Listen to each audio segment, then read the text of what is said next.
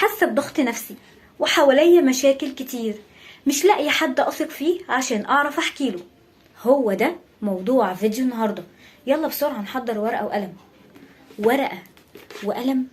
ليه؟ مش هتدينا درس ولا ايه؟ لا لا لا لا مش هديكم درس، يبقى اكيد هتقول لنا وصفه جديده. لا لا لا لا بقاش همك كده على بطنك. لا لا لا مش هديك وصفه جديده ولا حاجه. احنا هنحضر الورقه والقلم ونكتب فيها كل حاجه ممكن تضايقنا او شغلانه، او لو لا قدر الله عندي مشاكل كتير.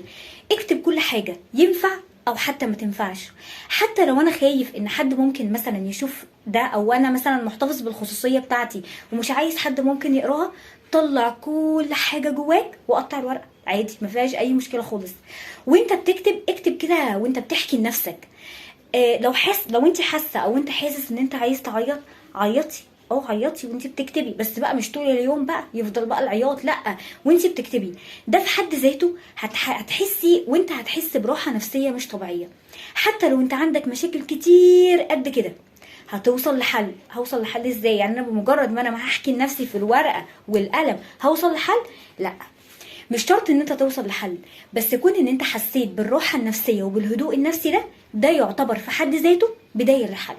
انا عندي الاجنده دي بكتب فيها كل حاجه ممكن تبسطني او حتى ممكن تضايقني. طبعا خلينا في الجزء اللي بيضايقني. بمجرد ما بكتب بحس براحه نفسيه مش طبيعيه. انت كمان جرب.